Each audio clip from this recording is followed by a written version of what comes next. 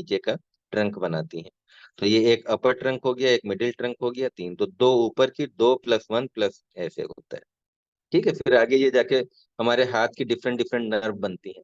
Ulnar nerve है, median nerve है, radial nerve है, गिल्डी नर्व है ना। ये सब अलग अलग यहाँ पे आपस में मिलके, जैसे इलेक्ट्रिक की वायरिंग होती है घर में, है ना, इधर पंखे में भी लगा दो, उधर भी स्विच दे दो, इधर भी दे दो। ऐसे ही ये पूरी वायरिंग होती है हमारी बॉडी में, अलग अलग मसल्स के लिए। ठीक है, तो इसमें आपको याद क्या करना होता है कि जो ब्रेकियल प्लेक्सस की जो नर्व रूट है वो कहाँ से निकलती है, स्पाइन के किस सेगमेंट से निकलती है। तो C5 से शुरू होकर T1 तक पहुंचती हैं। ठीक है, इसके बाद अब आपको इसमें याद करना है कि इंजरी कैसे कैसे होती है। ठीक है, तो इंजरी आपको याद करना है। ये आप ऐसे याद कर सकते हो कि अगर ये ऊपर वाले में C5 और C6 में अगर हमारी इंजरी होती है, तो यहाँ पे ये अर्ब्स पैरालिसिस होती है, अर्ब्स पैल्सी, जो हम लोगों ने लास्ट टर्न पे पढ़ा था। और नीचे वाली अगर आप देखो, है ना, C8 T1, या आप ये नीचे की तीनों ले लो, है ना, C7 C8, अगर ये यहाँ पे अगर आपकी इंजरी हो रही है ना, तो ये हमारी कहलाती है क्लम्प के पैल्सी, क्लम्प के पैल्सी, क्लम्प के पैल्सी। ठीक है, तो अब आप समझ में आ गई। तो अगर ऊपर इंजरी हो रही तो अर्फ पैरालिसिस है, और नीचे अगर इंजरी होती है तो क्लम्प के पैरालिसिस है। ठीक है, अब इनके सिम्टम्स क्या क्या होते हैं। तो इनके सिम्टम्स से पहले हम लोग कुछ चीजें देखो यहाँ पे देख लें। ये आपको कल मैं आपको बता रहा था, है ना, winging of scapula, this is the winging of scapula.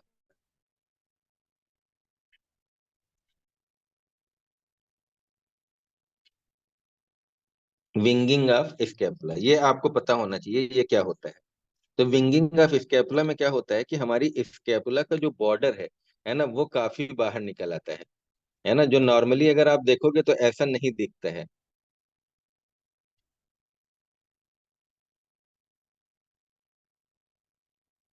ठीक है, तो यहाँ पे क्या है, इसका जो मीडियल बॉर्डर है और जो लेटरल बॉर्डर है ना, ये मीडियल एंड लेटरल बॉर्डर जो है, medial and lateral border of scapula, of scapula, ये क्या होते हैं, ये बाहर के साइड में निकल आते हैं, है ना। तो प्रोट्रूड्स फ्रॉम बैक,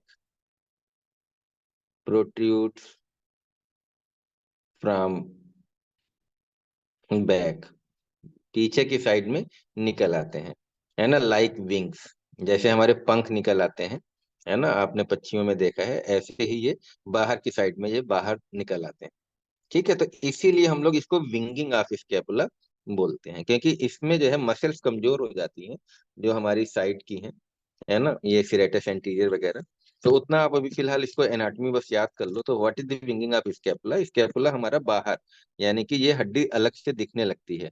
तो this is the winging of scapula. ये क्यों हो जाती है, तो ये हमने आपको देखो यहाँ पे बताया था। अब ये जब आप एक साथ पढ़ोगे तो आपको याद होगा। ये मैंने अर्फ पैरालिसिस बताई।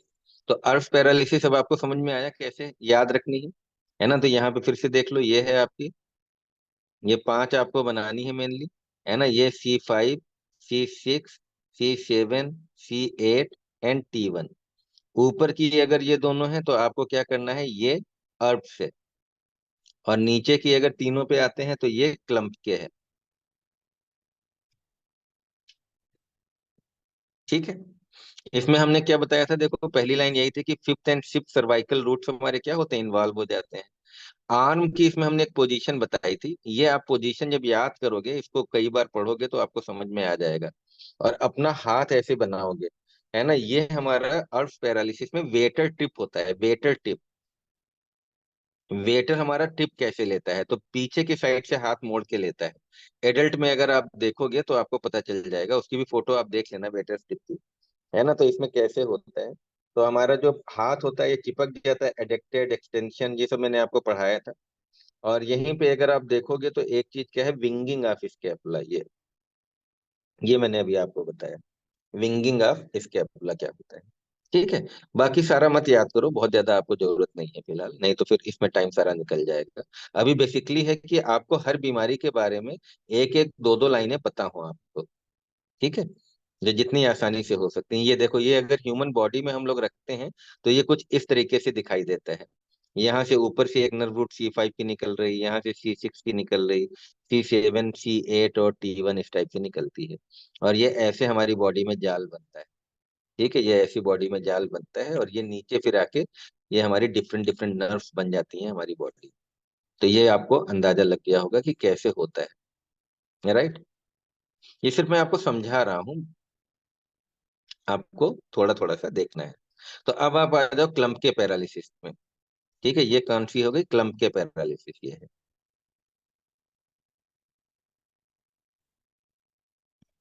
तो कभी कभी इंजरी के समय क्या होता है कि नीचे वाली नर्व रूट हमारी डैमेज हो जाती है। अब नीचे वाली नर्व रूट आपकी कौन सी है? तो नीचे वाली अभी मैंने आपको बताया, याद कराया कि तीन नर्व रूट आपकी नीचे वाली है। तो C7, C8 और कभी कभी T1, ये अगर नर्व रूट इन्वॉल्व होता है तो इसकी वजह से कौन सी पैल्सी होती है, क्लम्प के पैरालिसिस होती है। ठीक है। अब इसमें होता क्या है तो आप ये देख लो। तो इसमें पहला काम क्या होता है, paralysis of the muscles of the four arm. Four arm की हमारी मसल्स पैरालाइज हो जाती है। इसकी वजह से क्या होगा, the arm is flexed at elbow. Flex का मतलब आपको पता है ना, मोड़ना। जैसे घुटना हम लोग जब नी जॉइंट पे मोड़ लेते हैं पैर अंदर की ओर, है ना, तो हमारा फ्लेक्शन हो गया। ऐसी हाथ में अगर एल्बो को हम मोड़ लें तो फ्लेक्शन हो गया। तो यहाँ पे क्या हो गया आपका, द आर्म इज फ्लेक्स्ड। ठीक है, the wrist is extended, forearm is supinated, and claw like deformity of the hand. Supinated का मतलब आपको पता हो गया। सुपीनेटेड का मतलब है यहाँ पे, है ना, स्वीपर, कल हमने बताया था। यानी कि देखो ये ऊपर, इसका हाथ कैसा है, स्वीपर की तरह है, राइट। तो यहाँ पे पहला क्या है, दी arm is flexed at elbow. ये यहाँ पे अगर देखो, ये आपका आर्म क्या है, फ्लेक्स है। ठीक है। अब ये क्लॉ हैंड क्या होता है, आप ये भी देख लो। क्लॉ हैंड क्या होता है, ये है आपका क्लॉ हैंड। ठीक है।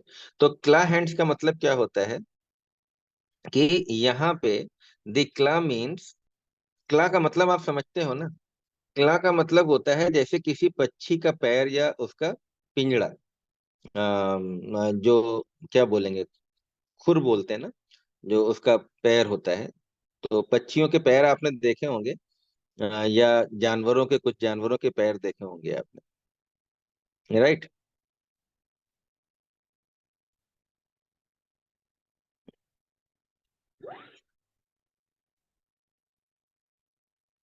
तो ये कर दो, बर्ड फूट और animal foot.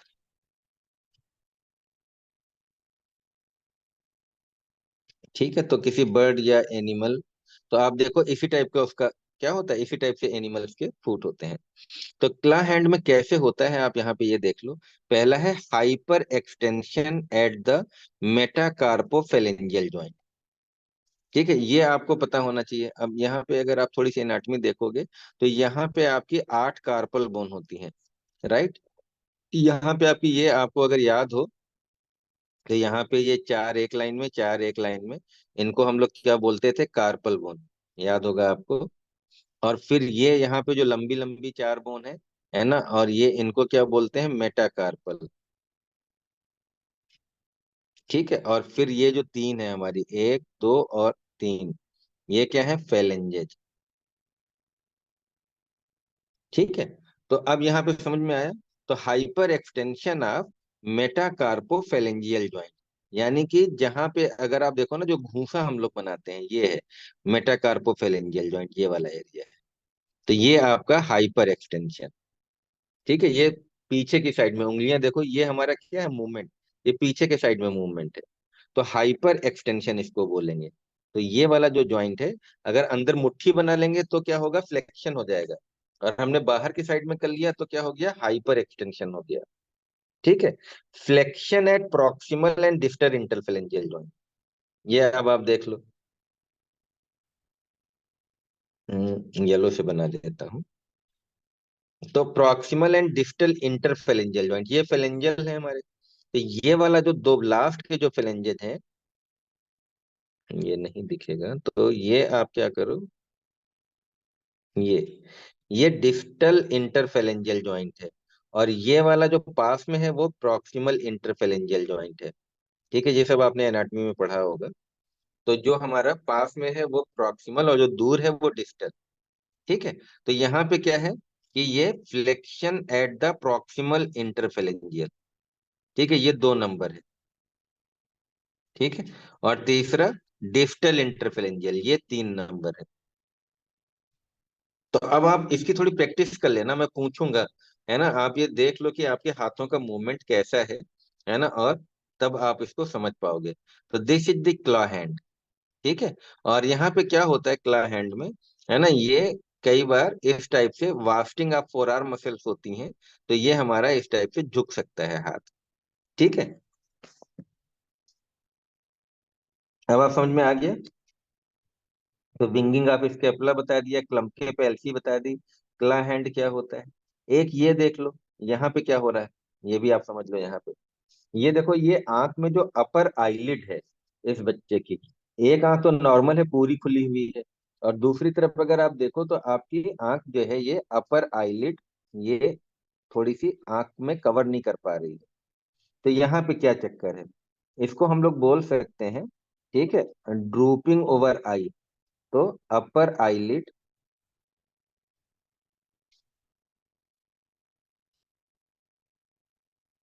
Upper eyelid droops over the eye, लटक जाती है। ठीक है। तो इससे क्या होता है कि आपकी आई जो है कंप्लीटली नहीं होती है। ठीक है। इसको ऐसे याद कर सकते हो, आपको बताने में आसानी रहेगी। Drooping of the upper eyelid, ये ज्यादा अच्छा सेंटेंस है। Drooping of the upper eyelid,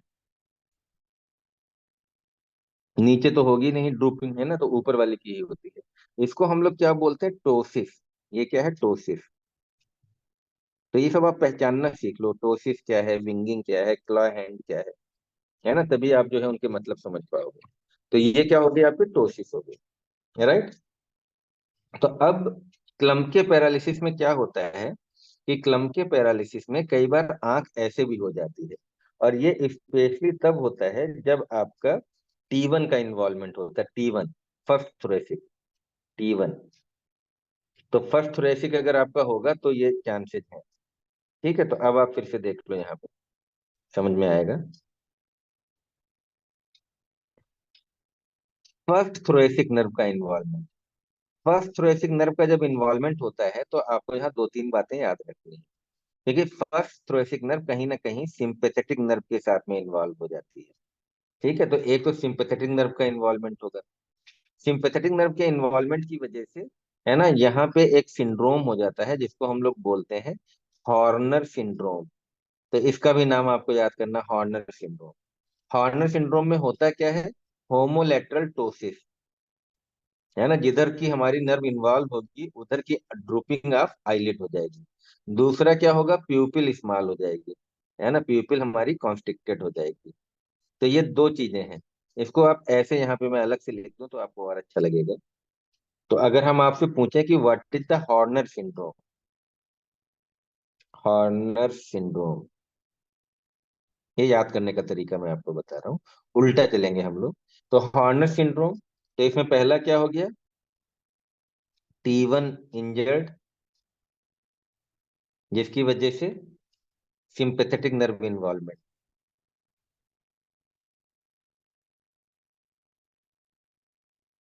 ठीक है। तो पहला T1 याद करना है, दूसरा T1 से रिलेटेड क्या है, सिंपैथेटिक नर्व। ठीक है। फिर सिम्टम पे आ जाओ, यहीं पे अगर सिम्टम करके ही याद कर लो इसके सिम्टम क्या होंगे।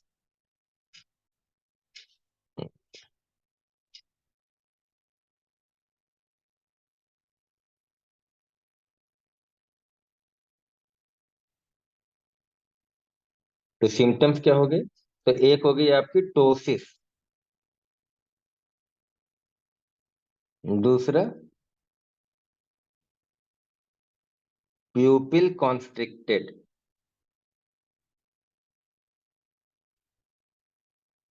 है ना, 2P आप याद कर सकते हो हॉर्नर सिंड्रोम में। ठीक है, ये मैंने थोड़ा आसान कर दिया जानबूझ के।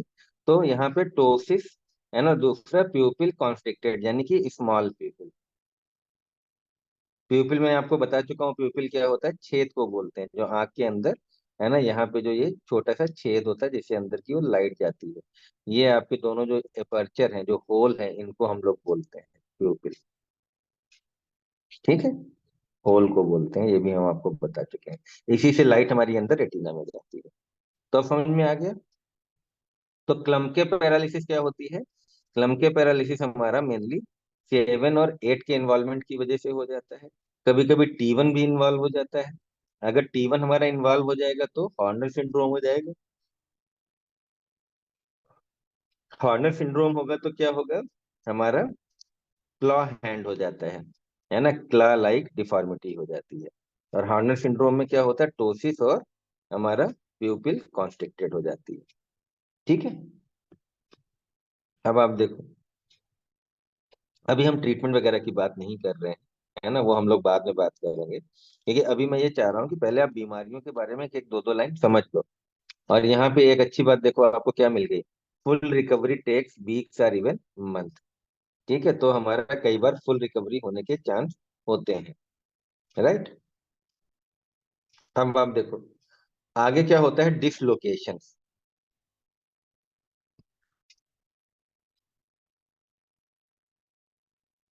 ये मैंने आपको स्टार्टिंग में बताया था 2 दिन 3 दिन पहले, है ना, डिसलोकेट होना मतलब अपनी जगह से हट जाना।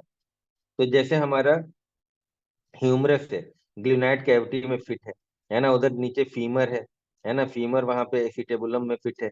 तो अगर वो वहां से निकल जाए तो उसको हम लोग बोलते हैं। तो कभी कभी क्या होता है, शोल्डर अपनी जगह से निकल जाता है, कभी हिप अपनी जगह से निकल जाता है। जॉ में भी, जॉ में जो अपर मैंडिबल लोअर मैंडिबल है, ये यहाँ पे एक बॉल एंड सॉकेट जॉइंट होता है। तो बॉल अगर निकल जाए अपने सॉकेट से तो उसको क्या बोलेंगे, डिसलोकेशन। और इसको जो है हड्डी बिठालने वाले लोग, वो किसी भी पैथी के हो, आयुर्वेदा, यूनानी, है ना, एलोपैथिक, वो लोग अच्छे से बिठाल देते हैं।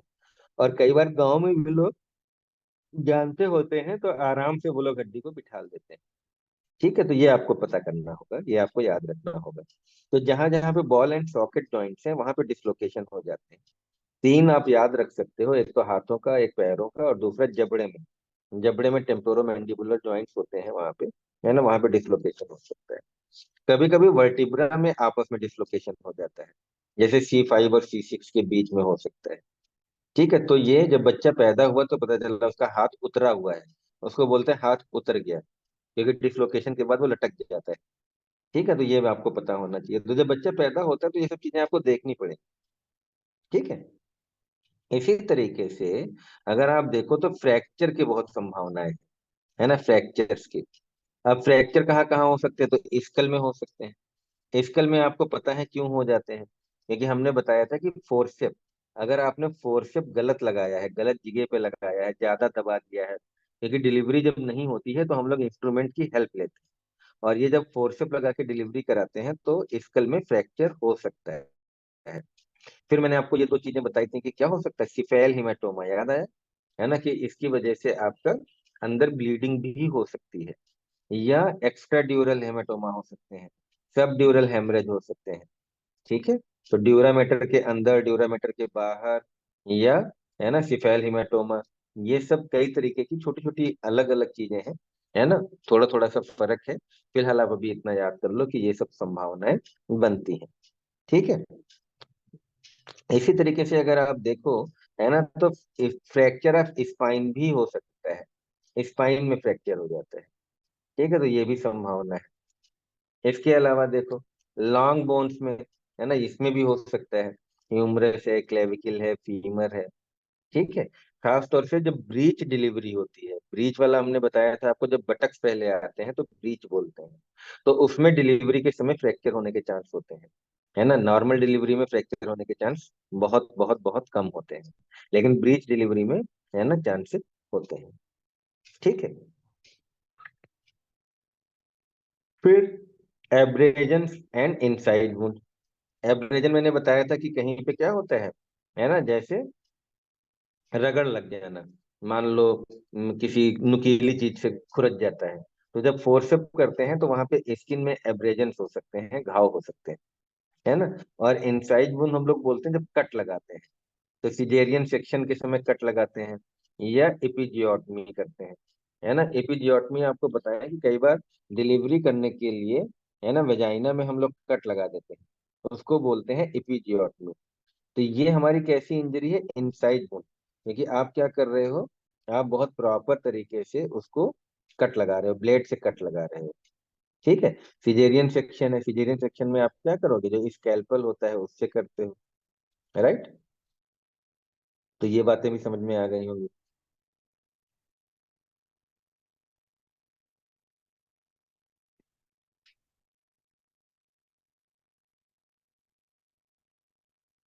ठीक है, तो एपिजियोटमी आपको याद रहेगा, ये हम लोग ड्यूरिंग डिलीवरी लगाते हैं। यहाँ पे थोड़ा सा अगर लिख दो तो, इंसीजन ड्यूरिंग डिलीवरी। अगर डिलीवरी में दिक्कत हो रही होती तो कई बार हम लोग इसको लगा देते हैं, है ना। इन पेरिनियम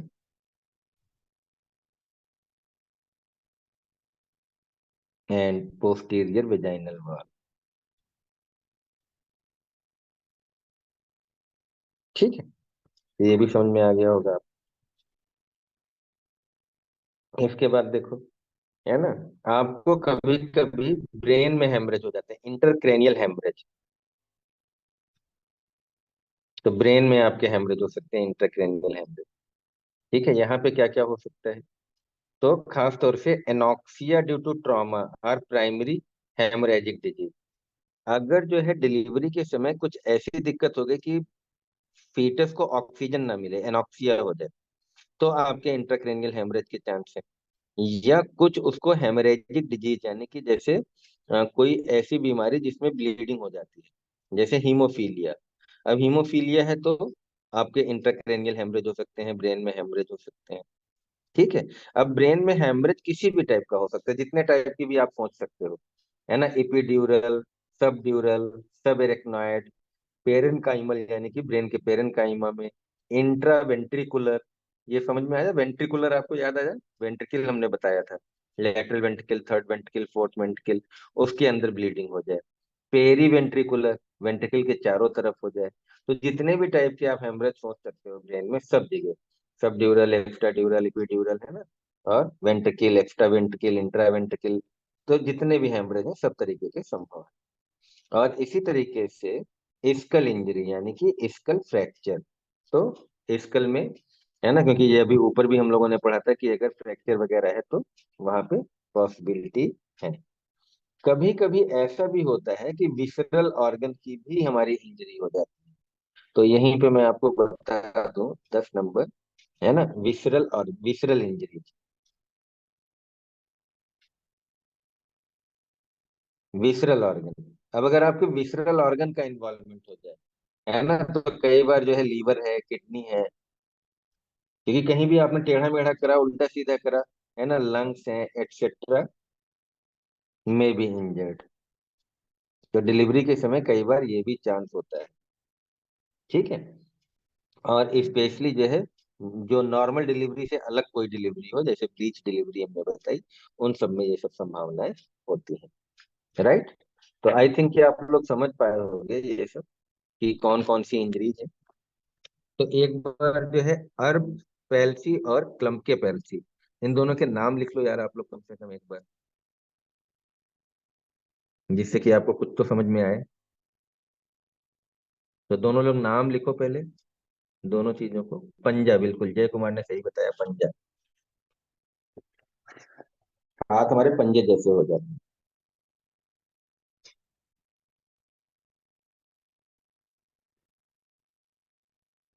ये नाम आपने बचपन से ही पढ़ रहे होगे, बचपन आपका जो है फर्स्ट ईयर एनाटॉमी से शुरू हुआ था, और इन दोनों पे शॉर्ट नोट्स पूछा जाता था, अर्फ पैल्सी पे और क्लम्प के पैल्सी पे। ये दोनों ही ब्रेकियल प्लेक्सिस से रिलेटेड है, Erb palsy and Klumpke palsy. Very good, Sherin, Dipankar.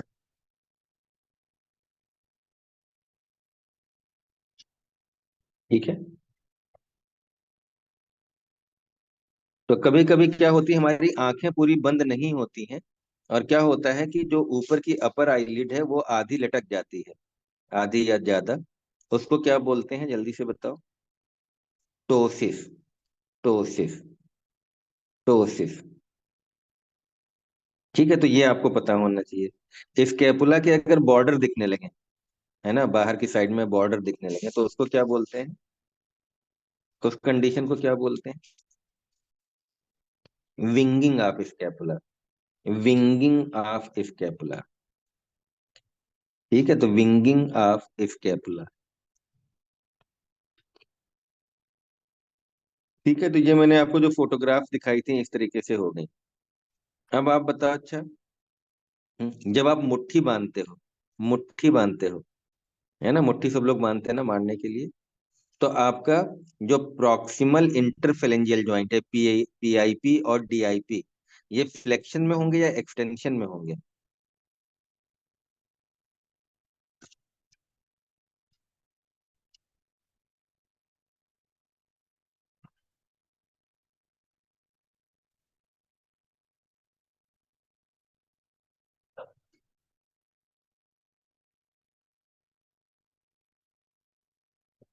नहीं, देखो, आपको कॉन्सेप्ट इसका मतलब क्लियर नहीं है ना। तो आज आप लोग वीडियो देखना जरा फ्लेक्शन और एक्सटेंशन के, है ना, और ये हमें शेयर करना, ग्रुप पे भी शेयर करना। आप गड़बड़ कर रहे हो, सारे लोग गड़बड़ कर रहे हो, इसका मतलब कैसे समझ पाओगे जब आप नहीं इसको ध्यान दे रहे हो? मुट्ठी जब बांधते हैं तो पीआईपी और डीआईपी फ्लेक्स कंडीशन में है, उंगली अंदर की तरफ मुड़ी है ना, तो फ्लेक्शन है। ये फ्लेक्शन है, मुट्ठी बंद है ना। इसीलिए मैंने वो नहीं पूछा जो पढ़ाया, मैंने उल्टा पूछा आपसे। या तो आपने ध्यान नहीं दिया, मेरी बात नहीं सुनी।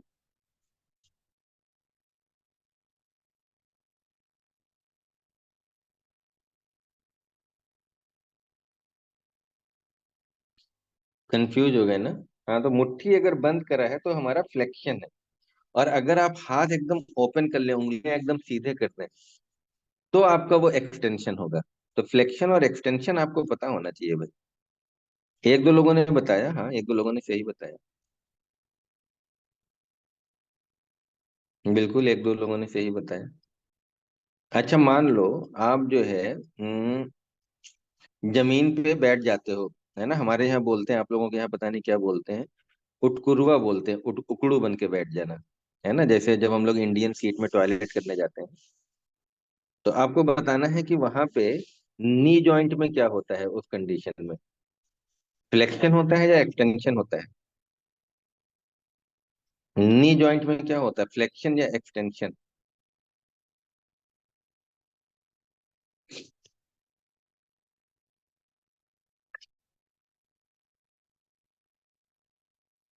ठीक है, तो फ्लेक्शन होता है, वो फ्लेक्शन है, नी जॉइंट में क्या है, फ्लेक्शन है। हिप जॉइंट पे क्या होता है, हिप पे, हिप जॉइंट पे क्या होता है?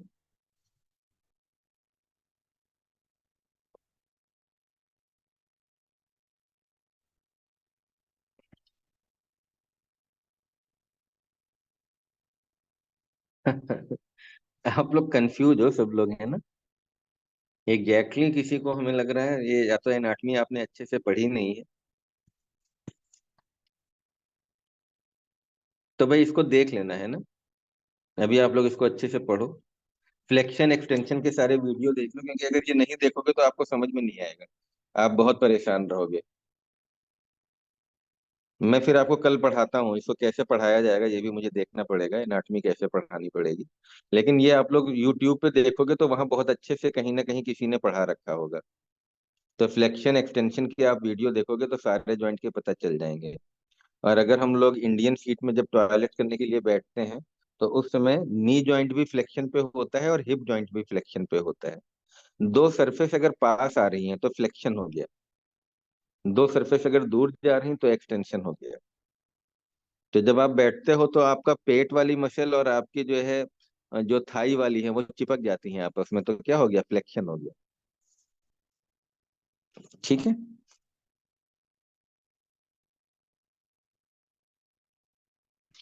अगर सॉकेट में से बॉल निकल जाती है तो क्या बोलते हैं उस कंडीशन को?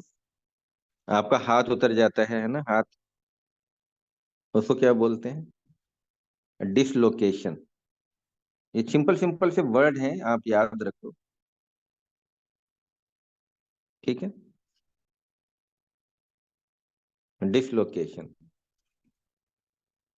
अगर स्कल और ड्यूरामेटर के बीच में है, अगर ब्लीडिंग स्कल और ड्यूरामेटर के बीच में है, तो सब ड्यूरल कहलाएगा या एक्स्ट्रा ड्यूरल कहलाएगा?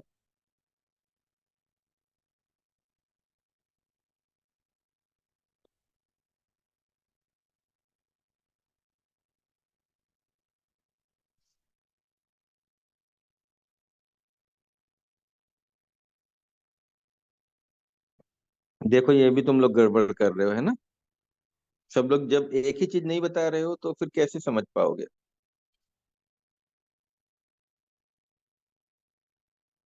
स्कल और ड्यूरामेटर के बीच में ब्लीडिंग हुई है, blood is collected between the skull and dura mater,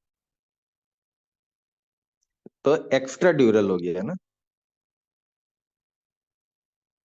कि ड्यूरामेटर के नीचे होता है, यानी कि ड्यूरामेटर, एरेक्नॉइड मेटर, पायामेटर, तो सब ड्यूरल होता है। तो इसको जरा आप समझो भाई, फ्लेक्शन और एक्सटेंशन और ये ब्लीडिंग, नहीं तो मैं कल इसको फिर डायग्राम बना के आपको फिर से बताऊंगा। है ना, गलत नहीं होना चाहिए, सब लोग एक ही चीज बोलेंगे, कहीं कंफ्यूजन नहीं होना चाहिए। ठीक है। तो चलो फिर कल करते हैं आगे की class. Okay, bye bye, good night, good night to all students.